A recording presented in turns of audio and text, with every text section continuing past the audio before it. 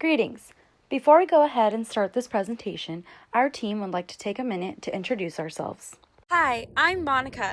I'm Rikajan. I'm Castelli. And I'm Sulema, and we are Team Beta. The following presentation will be discussing the process used to identify specific factors that could help predict the likelihood that a telecom subscriber would churn versus not churn. Our team, once identifying which factors were stronger at helping predict churn, sought to find out the relationship between these factors and the probability of churning to create a model. In order to identify such factors and to verify the probability of churning, we used real samples collected from a telecom customer dataset. With our final predictive model, our team can further advise telecom on how to reduce churn. To create our predictive model, we needed to utilize a multiple logistic regression. Gaining more popularity, a logistic regression is incredibly useful in modern marketing since prediction often deals with dichotomous, yes or no behaviors, even down to the individual consumer level. A logistic regression seeks to model the probability of an event occurring depending on the independent variables. It predicts the effect of a series of variables on a binary response variable. Our model leads us to a binary classification, since it's distinguishing between two outcomes, which is whether a customer churned or not. A popular way to solve for binary classification is logistic regression. By using logistic regression, we are able to look at a set of past inputs and outputs, which in our case is the telecom dataset, and evaluate the probability of churn. It helps classify observations by estimating the probability that an observation is in a particular category. A binary logistic regression is intended for a binary dependent variable. We also need a model that is flexible for multiple inputs, since we will be testing a combination of independent variables, whether it's nominal, ordinal, interval, or ratio level. For these reasons, a multiple logistic regression is the appropriate approach for our predictive model.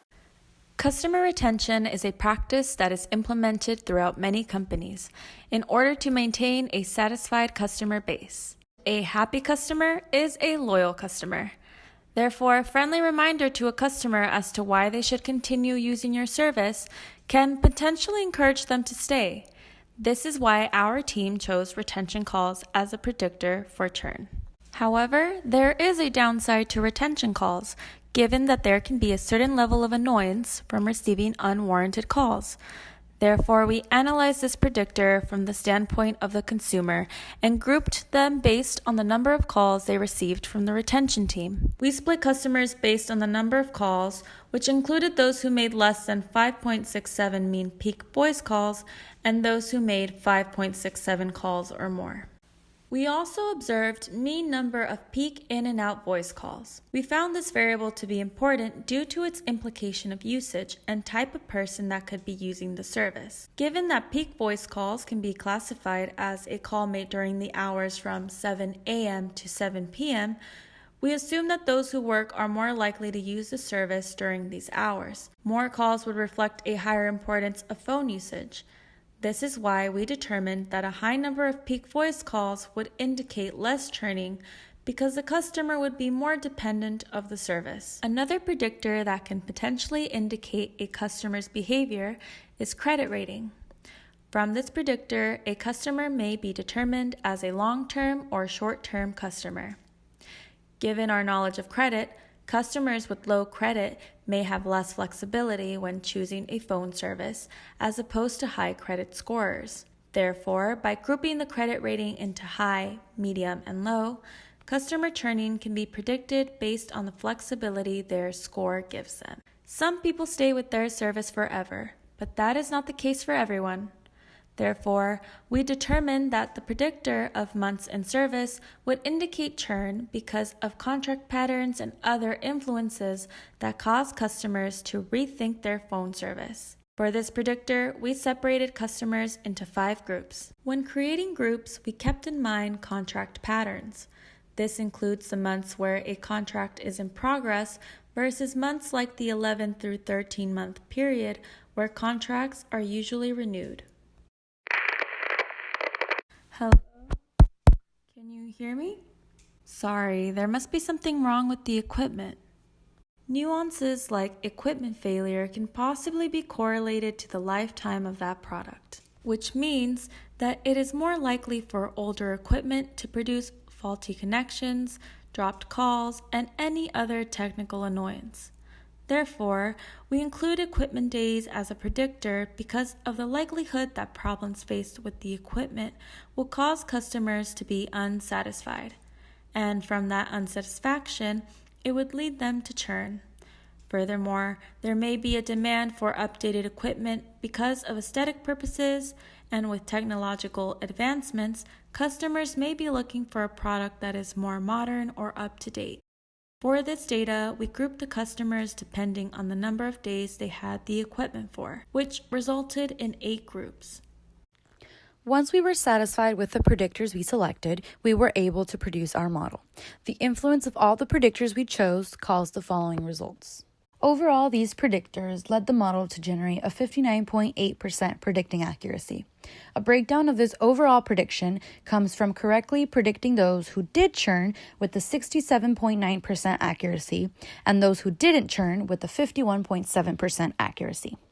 Now we'd like to take the time to explain the impacts of individual predictors, and we'll do so with the addition of some visuals.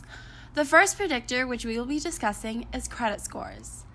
As you can see, the low credit group has an overall probability of churning at 32.61%, while the rest of the groups are moderately varied but at an overall higher level of churning, with the next lowest group being at 35.92% and the highest group being at 40.18%.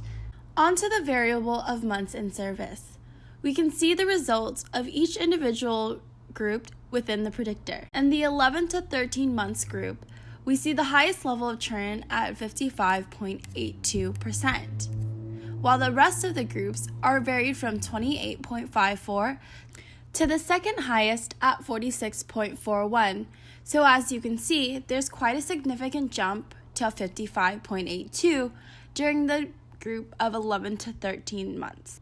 Comparing the volume of peak voice calls, we see that when the average customer has engaged in around 5.67 or more peak voice calls, they were predicted as less likely to churn, with a percentage of churning at 37.94%, compared to those who made under 5.67 peak voice calls, who were more likely to churn at 43.64%.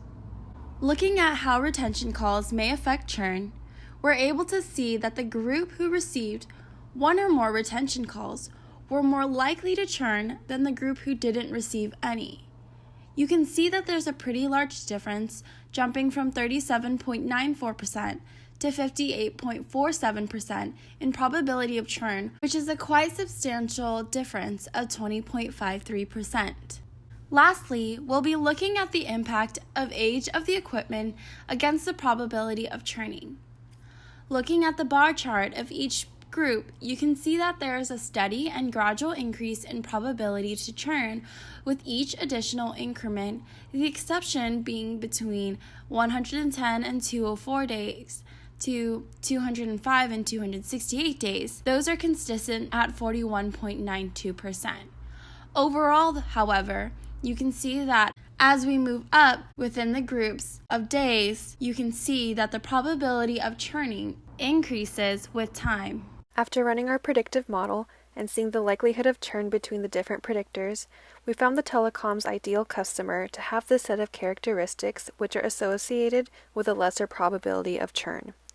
This customer has a low credit rating, makes more than 5 peak voice calls, and doesn't like retention calls. In terms of recommendations, in order to reduce churn, we recommend the following strategies. We suggest free upgrades or discounts on new equipment that will encourage customers to continue using the service and amend any technical issues the customer may face because of diminishing quality. Furthermore, we suggest scaling back on the number of retention calls made to a customer.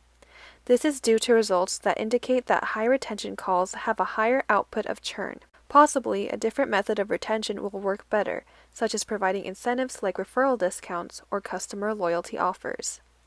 Any price-affecting offer may cause an increase in retention and will be less invasive than a call. To retain high credit score customers, we also suggest to be dependent on price incentives and to implement them during the months where more customers tend to churn, being the 11 through 13-month period. There are many limitations when it comes to creating an ultimate model, time being the biggest limitation.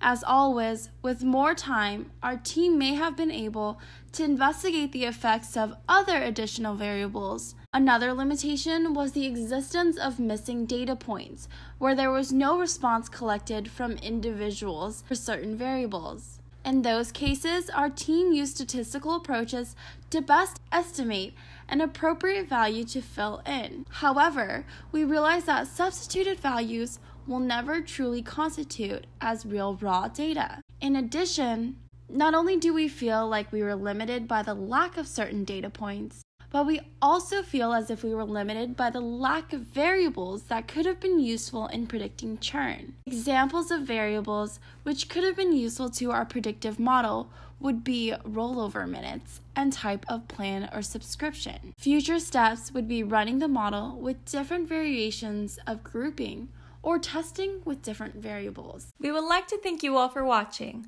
We hope you enjoyed our predictive model video. Like and subscribe below, or follow our professor, Dr. Baker, SDSU Marketing, for more cool analytical content. This is Team Beta signing out. Bye!